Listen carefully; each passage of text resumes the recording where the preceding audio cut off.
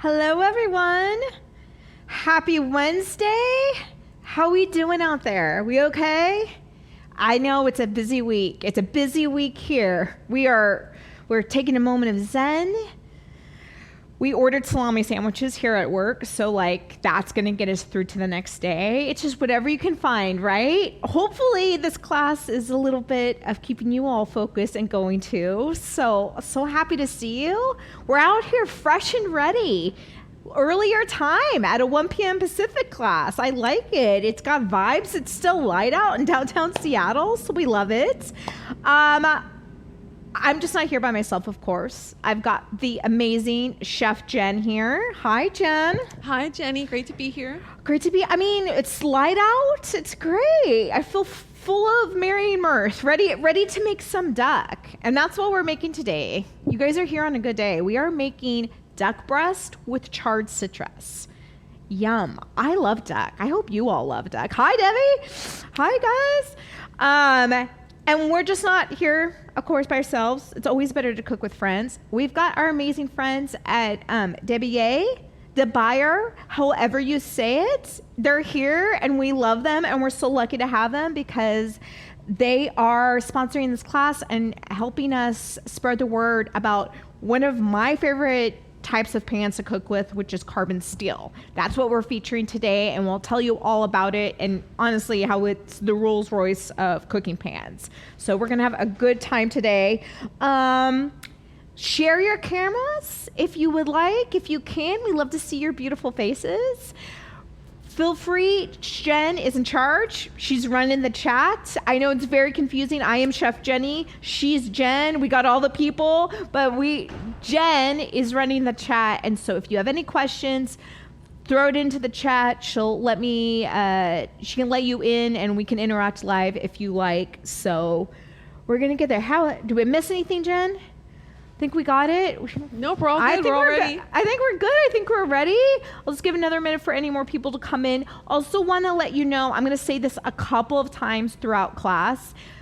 WA is giving us, the homemakers, a 20% off code off these incredible pans. Homemade 20 is the code. We're going to mention that throughout class. And if you get an order over $99, you get free domestic ground shipping. That's huge. I'm a sucker for free shipping, especially right now. So those shipping charges be adding up, y'all, during the holidays. So we're so grateful to them. That's great. So just want to say that again. Homemade 20 is the code for 20% off. Love that. We need all the codes right now, all the codes. So I'm going to start getting into it. Ask the questions. We're so grateful that you're here joining us for our earlier class. And I hope you're hungry. The sizzles from this class, you're gonna hear some sizzles as fat is rendering. It's gonna be a good thing. So we're making duck breast today. These are duck breast over here. If you're not used to working with duck, it's kind of a richer, more savory poultry. I love duck. I'm a huge fan of duck. I understand that may not be a meat that you work with every day. It's certainly not one I work with every day. If you're wondering where to get it, absolutely talk to your butcher if you can't find it in the store. Talk to the grocery store. They can order it for you. I really encourage you to try to find, if you can find any independent butchers in your area, because the quality of meat they can source from you, this is a time where they can really explain to you their sourcing and duck and where they get it from. And I just love visiting local independent butcher shops, especially this time of year, because they're really trying to make your holidays nice and going to town for you. So I love that. We've got two breasts here. This skin, this fat is just, it's gold. I don't know how else to describe it to you. And if you haven't experienced duck fat, it's like the secret ingredient of all chefs. It's absolute a power up button that you can push. Duck fat is rich and savory and it's glorious. we want to render this out, and our carbon steel pan is going to help us because these pans have such great heat conductivity. It's going to really help us render out that fat, and then that fat is going to be the basis of flavor for the rest of the dish. I am going to do one thing here, which is I'm going to cut diagonal scores in my meat. Now, I'm not going down all the way to the flesh, but I'm trying to score, and it's okay if you get a little one, but I'm trying to score this fat because by scoring it, then as it cooks, it helps render it out and creates more surface area. Now, I will tell you one thing that I did with these duck breasts that helps is that yesterday, I salted them and I patted them dry and I stored them in the fridge overnight uncovered. I'm going to take some paper towels and dry this off. Storing them in the fridge overnight uncovered allows that skin to dry out really well, and by putting salt on it, it kind of dry brines it a little bit. It's honestly the same way I do my prime rib, the same way I do turkey, Thanksgiving turkey. So by doing this, I'm really getting that moisture out, which is what we want. And that's gonna help us get a really crispy skin on here. So love that. So paper towels, y'all, dry it with paper towels. It's really, really important. I'm just gonna wash my hands up real quick. So scoring, that's all it is. It's just doing little diagonal cuts into the skin. It's really important and helpful to have sharp knives this time of year. It's actually safer to have sharp knives. A lot of people don't think that, but sharp knives will help score. And I'm gonna do a little salt. And then I'm gonna take this and flip it over and do a little fresh ground pepper too. Flip it over and season this side as well. The savoring, I'm just a sucker for duck confit. Cassoulet is a very popular French dish that has duck in it, and there's certain things on a menu. If you see it, you have to order, and if I see cassoulet, I have to order it. Love me some duck. So we're very excited for this. So here we have our Mineral B Pro carbon steel pan from Debier. DeBuyer, however you want to say it. I'm going to be honest with you. I lasted one French course in community college, and then I acknowledge that wasn't for me. So my mouth doesn't work that way. But however you say it, this incredible company, DeBuyer, they've been around for over 200 years. They know what they're doing. Anytime a company has been around that long, you know they're doing something right. So we've got our large fry pan here from Debier, and I'm just gonna turn it on to about medium-high heat. So carbon steel, what I really like about it, it's very similar to cast iron, but what I like comparatively is that it is lighter in weight. I'm 4'11", it's helpful to have things that aren't super heavy, and then also we get sloped sides. I love sloped sides. So I'm just gonna put just a touch of olive oil in here. We're gonna render this fat out, so we don't need a ton of fat. But I'm gonna start it in the pan and heat it up. And it's okay that my pan's not fully hot yet, because this is gonna give a chance for that fat to render out, and that's what we're wanting. But this carbon steel is lighter in weight, and it's got incredible heat conductivity. So what that means is that I am going to have constant, consistent heat without these random spots, and then that's gonna make sure I get even heating of my food. Jen, do we have a question? Yes, Carol said that she's always heard to start duck in a cold pan and render slowly. Yes, that's what I'm starting here too. That's why I added in right away. Our induction actually goes pretty quick. We are doing this in steps too. So if this was just duck, you can do that as well. But we're gonna get the duck seared, take it out, do our citrus and our Brussels, and then add everything back in. So it's not as intensely important here, but absolutely you can start on cold for sure. And you can see that pan heated up really quickly. And what's great about this Mineral Brie Pro line of their large fry pans is that these ones are oven safe. I love an oven safe pan. So I'm smelling fat. It's happening. It's already started. So I am going to start with some citrus over here. We're doing everything in the pan, which I really appreciate about this recipe. So everything's going in the pan. So I'm just gonna cut some citrus in half. After this duck comes out, we are gonna put the citrus cut side down in here, and that is gonna char and create another base of flavor. And then we can squeeze that charred citrus over and serve with it. So it's only been a couple of minutes, not even, and it's already starting to get beautiful brown, if you can see there. So we want to absolutely get a really beautiful char on this. So we're just going to sit here and let it render. I love that. Okay. I really like French cookware. I'm going to say that this is not because I'm a pastry chef. I've been a chef for over 20 years. I started when I was 4. Definitely didn't age myself there. I've been a chef for over 20 years, and I'm just slicing some Brussels sprouts in half here. The recipe says you can shave them as well. Totally up to you, but I'm keeping it simple. I'm gonna cut them in half. I've worked with all the different pans. I've worked in all the kitchens with all the pans. Debier is the Rolls Royce of pans. It's because they are consistent and they always perform really well.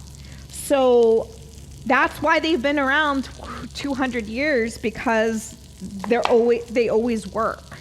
So there's certain cookware, certain utensils that like chefs call like a chef's tool, like a chef's pan. Like it's what chefs would use or want and have in their kitchens.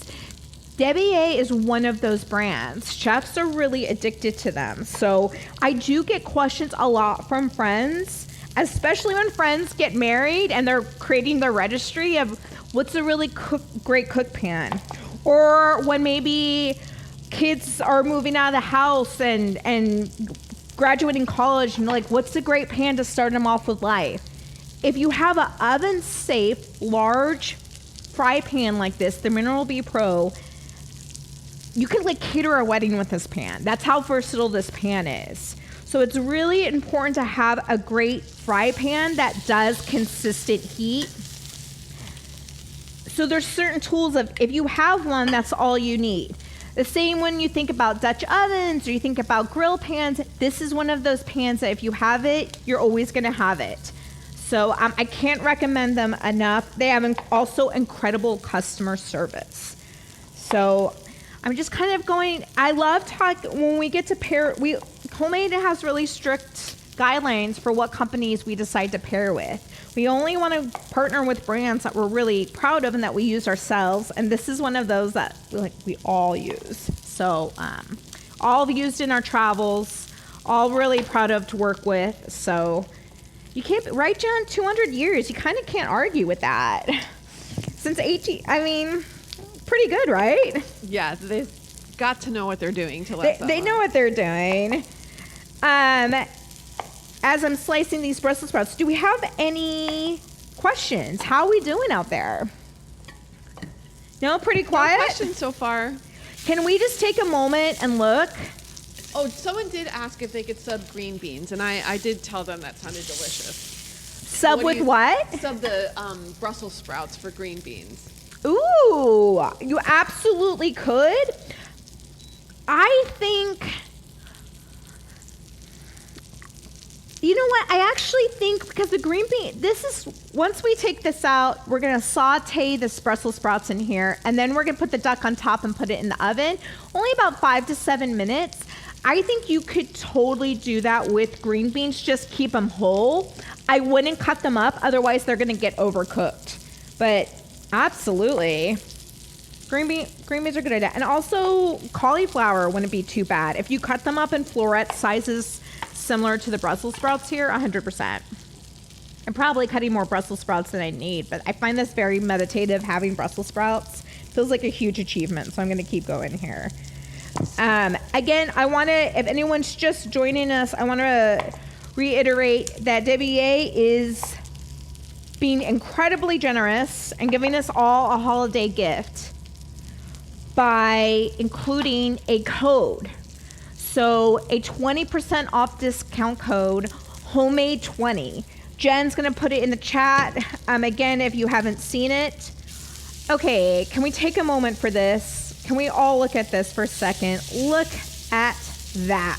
Come on. It smells incredible in here. If you're thinking about buying this for someone or buying it for yourself, let's remind ourselves during the holidays, you deserve nice things too. That you can absolutely buy this for yourself, and you should if you don't have any good pans.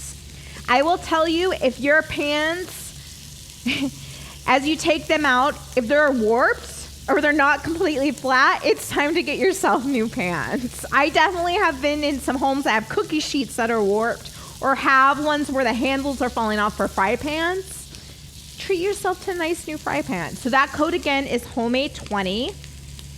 And they also want to direct you to their website, wausa.com. Jen will put that in the chat. There's a lot of great FAQs, information. They even have videos about how to clean the pans. We're going to talk about that in a little minute on how to season these pans. Oh, Jen, do you smell that duck? It's like, it's all the things right now. It smells like holidays. Duck fat. I was just going to say that. Why is duck fat and holidays? If you don't know, please know that the best potatoes you can make at home are ones that you cook in duck fat. It's so funny that you said that, because someone was asking, what if I want to cook potatoes in that duck fat? I mean, 1,000% yes. So I'm just getting a little sear. I'll give these about one more minute, and then I'm going to take them out of the pan, and then I'm going to start charring my citrus. Yeah, you could. In this recipe, you could also do potatoes. I would blanch them first in some salted water until they're fork tender. Then drain them and then add them in here and toss them in and put the duck on top and put them in the oven. I would toss them for a couple minutes like we are the Brussels sprouts to get a little color on the potatoes. And then they won't cook in that amount of time. The duck will way overcook by the time the potatoes are done. So definitely blanch them, like boil them first. Okay, so I have a couple questions. Yes. One, since you just mentioned the doneness of the duck, someone wanted to know, could you just talk about how to make sure it's done the right way? Absolutely. I mean, can you see that? Oh, vibes, delicious vibes. So I've got color on my duck. It's not fully done yet. That's okay because we're gonna pop this in the oven. Now I've got all this delicious char in here. And I want you to please look at that pan. See this coloration here? This pan is not, and then I'm just gonna put my citrus right in here. This pan is not, this is exactly what I want this pan to look like. This is not dirty or burned. This char is the seasoning. And as the WA pans season, what happens is that they get a nice darker coloration on them. And that's what we want, because that seasoning means that it's building up a natural non-stick coating on there. I know that only happens with exposure to high heat with some residual high smoke point oil on there. And that oil will bond to the surface and the pan will color, and that's what creates such a nice non-stick surface. So that's good. You want that. That's good stuff. So I'm going to kick up my heat here. And then the duck we're going to add back on. So you want a really good coloration on the duck. And the way to tell how it's done is food thermometer. You want a food thermometer. You can try the trick of pushing it down with your hand. There's a ton of like butcher witchcraft of filling your knuckles and then filling the breast and seeing how thick it is. Look, we all have different fat in our knuckles, so that never made sense to me. I'm a scientist. I'm a very literal person, so the way I tell duck, beef, any kind of protein is done is with a food thermometer. So we are going to temp this and look for somewhere between 135 degrees, which is around medium rare, to 165. I do want to tell you all that the USDA guidelines are 165 for poultry. So that is a decision you all have to make of how far you want to go. And for you, what's right for you, your family, and your health of what temp you want to go to. So I'm just going to move around. Do you see how it's getting? Look at that. Come on. A little char on there. That's what we want. So I'm going to move this around. Yes, Jen. I have a question about Brussels sprouts. So Yeah. someone said they heard that if you core them, it makes them less bitter. Have you, thoughts on that? I have feelings hearing that, but honestly, I've never heard of that. Jen, go down a rabbit hole. See if you can find it, because now I'm interested. If you core, like as if you're taking out this little core right here. Oh. I think the biggest thing that makes them bitter is overcooking them, to be honest with you. That's the biggest one I find, is if people overcook them, they get real bitter, y'all. Like real bitter. And I do think that's why maybe a lot of us don't have affinity for Brussels sprouts, is because Brussels sprouts for a long time have been victims of poor cooking techniques. I'm not calling anyone's parents out or grandparents. I think it's just how the recipes were done back in the day. We were told to steam them with no seasoning whatsoever. And that is not doing Brussels sprouts a service. That's not doing anyone a service. It's just steamed whole Brussels sprouts. And steaming any veggie for 45 minutes really is not the way to go, which I have heard tales. I don't know, Jen, about you. I've heard some tales.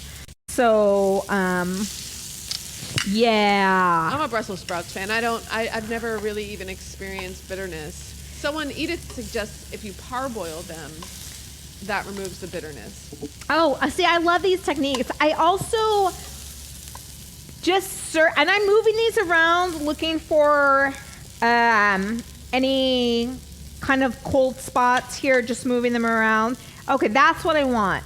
Do you see that? That's that char. So I'm going to take that out and put these here. It smells incredible. It kind of got some of that duck fat. Yum. And then you can squeeze this over your duck. I mean, stop it. Now I'm going to add in my Brussels sprouts. Yeah, I think when you talk about bitter too, a lot of times, like, I would never serve any vegetable, any green, any ingredient just on its own. You always have to think about a balance of flavor. So I'm always going to sprinkle food with salt and pepper. And then I'm always going to squeeze an acid over it. So you always have to have an acid component. And then I'm also, and I have a little bit of olive oil left. I'm just going to add that in there. So I'm always going to, and I'm going to season with salt and pepper here. I'm always going to have a balance of acid, bitter, sweet, savory. So when you're doing Brussels sprouts, yeah, they can be a little sulfury and bitter, but also you should always be squeezing an acid. So lemon, citrus, apple cider vinegar, balsamic vinegar, any kind of something to pucker and brighten that up.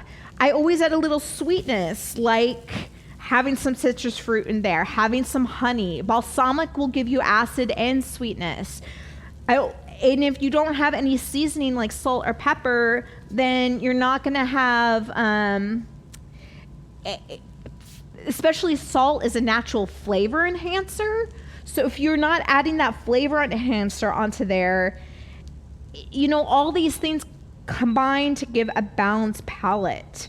So I don't know, sometimes people with veggies, I think just think, okay, well, I just do veggies and don't do anything else. But veggies deserve the respect of a squeeze of acid and a drizzle of something sweet on it. So never forget that. And you'll see here, we have some honey and we have some balsamic. So we're adding the natural sweetness, and we're adding some savory with the garlic, which I'm mincing up. So these are definitely things that are gonna balance out the flavor so much more than I'd say all that labor of removing the core. Cause that sounds very labor intensive to me. I'm gonna be real with y'all. We're in the week of the holidays here. I'm on fumes. I don't know about you. Cutting out the cores of balsamic sounds like a lot of work right now. So I'm just gonna stir this around. I like that char in the bottom of my pan. That's delicious. That's gonna be all my beautiful fond. Brussels sprouts smell incredible. If you want, you can go around and end up flipping these on their bottoms if you want, just to get that kind of colorization right here on the base. Up to you. So I'm gonna give these a couple minutes. So we have some garlic here. We have some balsamic and honey. And then I'm just gonna chop up a little thyme here. I'm assuming everyone's got thyme in their fridge right now, somewhere in their house. Thyme, rosemary, sage, and parsley. 'Tis the season. It's everywhere. It's happening. The herbs of the holidays. What I appreciate, I don't know if you've seen, Jen, I don't know if you've seen these. The grocery stores, some of them are stepping up and selling bundles of sage, thyme, rosemary, parsley all together in one container. And I greatly appreciate that. That is saving me a lot of time right now. I just recently bought that when I was visiting family and I wanted to make a special meal for them. And instead of having to buy 3 different fresh spiced herb things, I bought that. Yeah. Rosemary, honestly, any of those woody, like sage and rosemary, those woody herbs would be delicious in here as well.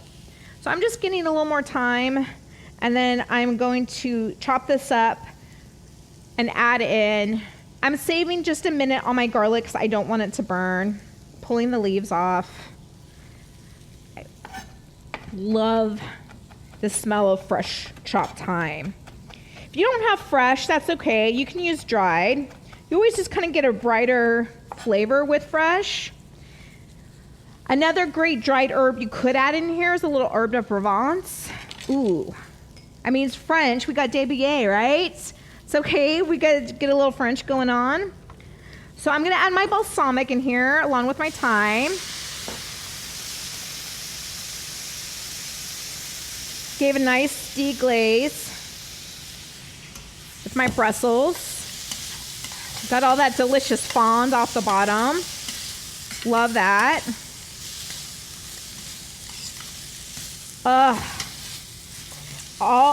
You have that charred citrus in here, and then these Brussels are kind of absorbing that duck fat, so they're going to be sweet, savory, all the things. If you wanted, you could, after we add our honey, you could turn them over if you want all the bottoms to have that char. I don't really care too terribly about that, but you can if you want, and that way each of the flats, the cut side, will get that char on it. Up to you. I'm gonna add now my honey.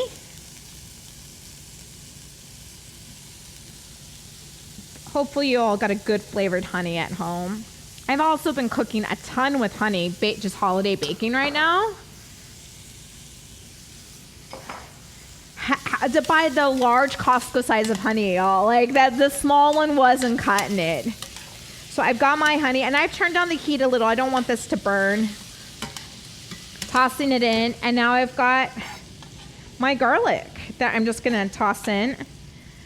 I've got my oven set to 425 high heat, and because we're using the Mineral B Pro pan from Débier, this carbon steel pan is oven safe.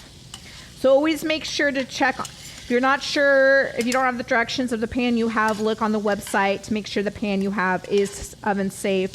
This Mineral B Pro is. Yes, Jen. No, I was just going to remark that it also means that the handle is safe to grab. Which is, yeah, and what's really nice on this pan, because it's angled and out, this handle is staying cool. I've been heating this at fairly high heat for about 10-15 minutes now, and this handle is staying cool. So don't underestimate what a huge difference that makes cooking than having a cool handle. I always refer to Home Alone, It Is Christmas, where Joe Pesci handles the hot doorknob. That's always what I think when you grab a hot handle and don't realize it. It's nice to just not think about that, especially if you have little ones running around and might grab it. All right, this garlic, thyme, honey, balsamic. We have all the things. Beautiful, going in, laying her down. If you want to flip over some of these cut sides to get even more glorious browning, go ahead. And look how large this pan is. It is fit a lot in here. Okay, I'm gonna put my duck breast on top now. And I'm gonna give one last good seasoning of salt over the top and pepper. I've noticed in the past week, because we're kind of almost towards the end of the year, my seasoning of salt is just, I've just kind of reasons left the building. I'm doing it all. I'm gonna put my duck breast on top of here. And there's a little juice on my pan. Absolutely, I am adding that juice into here. 100%. Okay, I'm gonna turn off my heat.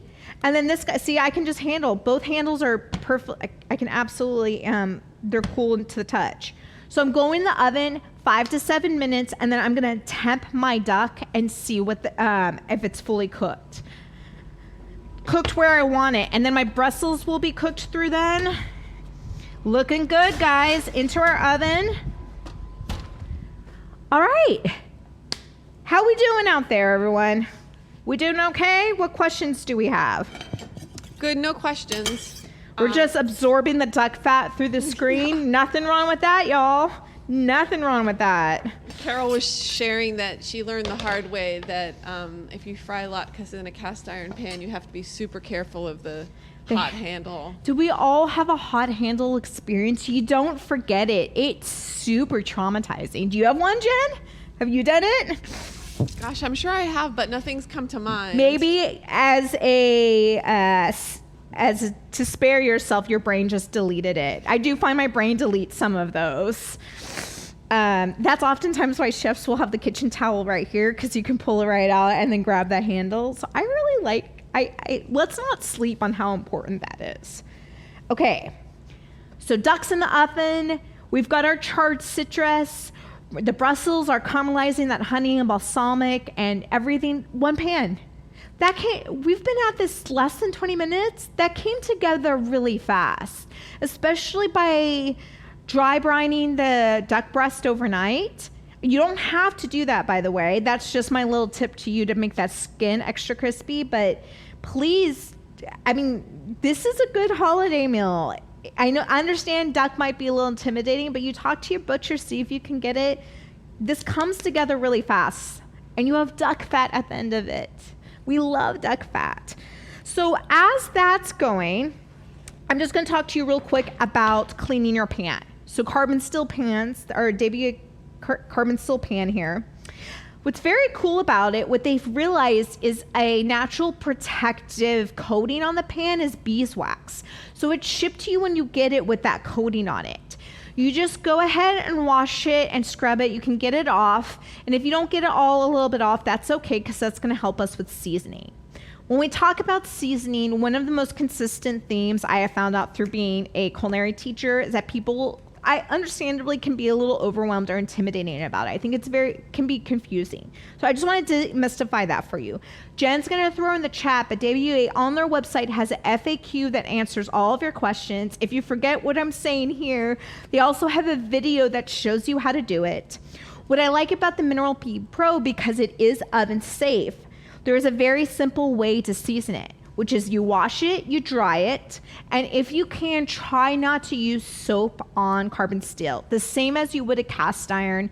It doesn't need it unless, if something's really stuck on there, which I always tell people to do, is putting it on the stove with some hot water and a wooden spoon, a flat spatula spoon, and scraping will release whatever's stuck to the pan. So much easier and better than any soap would do.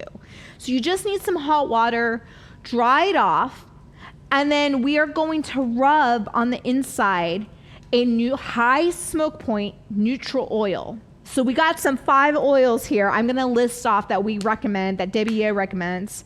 Jen's gonna catch me if I don't get one. We had safflower oil, right? We had canola oil, grapeseed oil, avocado oil, and peanut oil, I think was the other one. Did I do it, Jen? Yes, and did you say canola? Canola, yes, I did it. My brain is the size of a pea. The fact that I remembered all of those, I'm so proud of myself. I mean, mine is always canola. I've got that. I always have that in the house because that's my kind of go-to vegetable oil that I'm usually baking with. So make it easier on yourself. This is not the time to use a fine finishing olive oil that's really expensive that you bought at a specialty shop. That's not what we need. We need a high smoke, stable oil. So I just, the same way you would with a cast iron season, I rub the inside with the paper towel and the outside with the oil. Because these are oven safe, I think the simplest method, they have an oven method and a stovetop method. You flip it upside down, put it in your oven, high heat between 450 and 475 for 1 hour. So I don't have to babysit it. You do that once, twice, and you've got a natural seasoning on it, and you'll start seeing that coloration, that darker coloration, and then that creates a natural nonstick coating on the inside and will protect your pan from rust. A little rust might happen here or there. That's the nature of working with metal pans. All my metal pans sometimes get a little rust on them. You can just use a good brush and rub it out. Salt sometimes can even work to rub that out, and then you just kind of re-season with a little oil. So after this pan's done and we cooked and we plate, I'm gonna wash it with some hot water, back on the stove.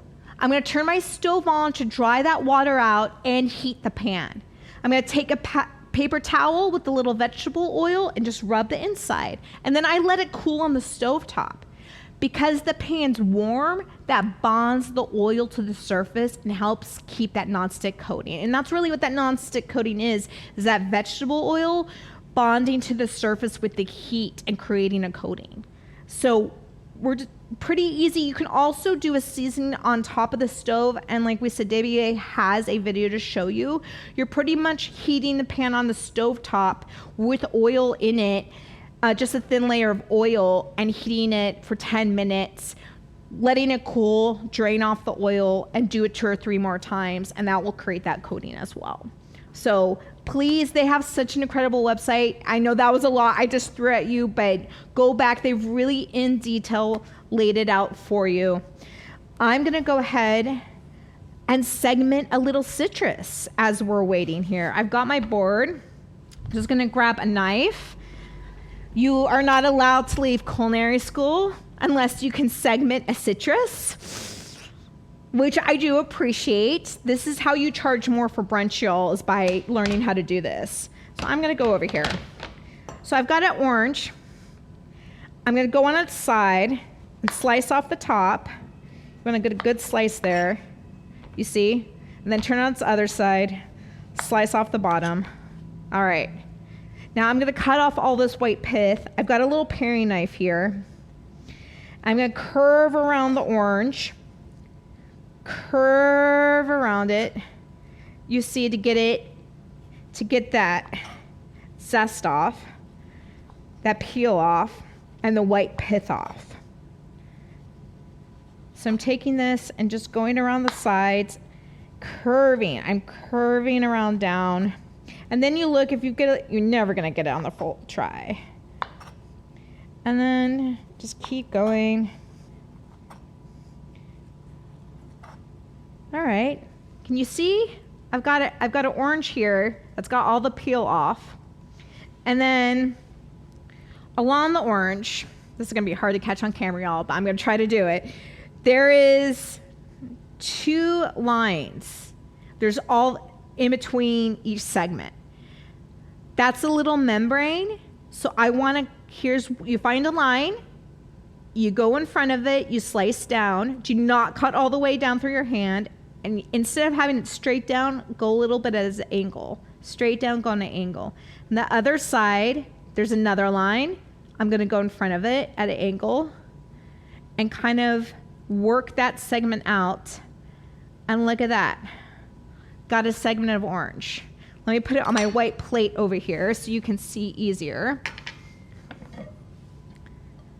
Look at that. Can you see the little segment? Isn't she cute? I'm going to cut some more as we're going here. Now you can charge $20 for a brunch fruit salad. That's how you do that, because you cut the little segments out. It's really nice to have. And then I cut this little segment, push it forward, and go to my next membrane and slice it out. It's nice to have this for tarts. I'm just going to get some fresh segments on here for our duck. I'm going to check our duck in a minute. I'm going to temp it and see where it is. How we doing out there, Jen? Questions? No questions. I was just thinking that this is so helpful for also when you make salads that call for fruit. It is. It's very nice to have salads with, like, I will say it does make it prettier. I hate that it does, because it's work. I'm like, I'm not going through all the, guys, it makes a difference. It does. So I take it, go, and you can also do this on the board so you're not cutting straight into your hand. Cut the little segments out. It makes the parfait pretty, I will say.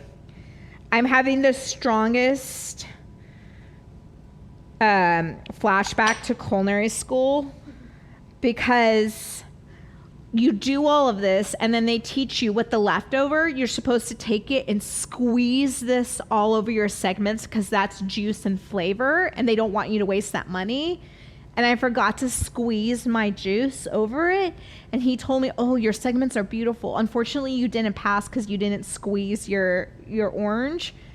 And I've never forgotten that. And even though I'm not being judged today, I will squeeze this, because otherwise I'm afraid they're going to retroactively take away my degree. I don't think they can do that, but I feel like that could happen. So, all right, I'm coming in here, taking out the Brussels, checking on, I'm going to temp and make sure you actually do need to make sure you have a towel to cover that handle. Do not just grab that handle out of the oven, otherwise it'll burn you. Chef Jenny, what kind of orange did you use there? This is just standard navel, I believe. It is citrus season though, y'all, so please play with your citrus right now. Pomelos, blood oranges, all the citrus. This smells, how does this smell, Jen? Fantastic. Oh, we're there. We're 100% there. Do you see, I don't know if you guys can hear it. It's crispy. That duck is crispy. So I'm gonna move that skin, it's making a beautiful sound on it. So I'm gonna take this out. I'm gonna give these just like a minute or two to rest. You can go longer, but because we're in class, and my pan is beautiful, and that cooking it always adds a little seasoning to it. Look at those Brussels. Come on. I might take my lemon, one of my charred lemons, take that guy, and a great way to juice is to take your tongs and just juice all over and get that lemon over. I see a little seed, that's okay. Take that guy out. Oh, they smell incredible. So our charred citrus is gonna add such another layer of flavor. Also, hot tip for those of you that don't know, charring your citrus to make cocktails with is unbelievable. It totally changes the flavor. So if you haven't done that, you can just char the citrus with a little bit of veg oil in your carbon steel pan, and then squeeze the juice out and use that for cocktails, and it's incredible. So I'm gonna plate here. I'm gonna take my Brussels out. I feel pretty proud of the citrus segments. I know that's not like the main thing of the class, but I am going to have a pep in my step for the rest of the day because I did it. I thought I'd share that all with you. Look, I mean, it's looking so pretty. And then I'm going to I would serve this with one of the, I'm going to cut this citrus in half. And have a little charred citrus with the lemon on the side. Beautiful. And then we're going to take our duck over here. I would definitely let this rest for a minute or two more. But we're in class, so we're going to hurry this because you guys are busy and got stuff to do. We do want to say that, again, we are so grateful for DBA for sponsoring this class, for giving us the opportunity to talk about, honestly, everyone here, one of our favorite pans is working with carbon steel pans. So if you haven't tried them, I can't recommend them enough, especially if you got anyone left in your life you still got to shop for, including yourself. It's really great. Again, their website, Jen will put that in the chat. We want to remind you again of their incredible generosity that they're giving us this great code, homemade20. So please use that and get yourself something special. They are still right now offering free domestic round shipping on orders $99 and above. So much great gratitude to them for sharing this with us. I love doing classes where we get to talk about our favorite items. And then I'm just slicing. I go thick. Look at that. Now you can go as rare, well done as you want. I'm gonna put this over the top of my Brussels. I might charge people for this one. I'm gonna be honest. And then just take one of my citrus here. I'm gonna take the orange because we haven't done the charred orange yet. And go over the top with it. That duck fat here, please know right here, I'm coming back with bread when you all are gone, and I'm sopping that up. There's no way I'm leaving duck fat behind. Okay. I'm going to, now you gotta choose the right duck piece. And it just cuts with my knife because we cooked it perfectly. A little bit of those Brussels with the balsamic and honey. Cheers to you all.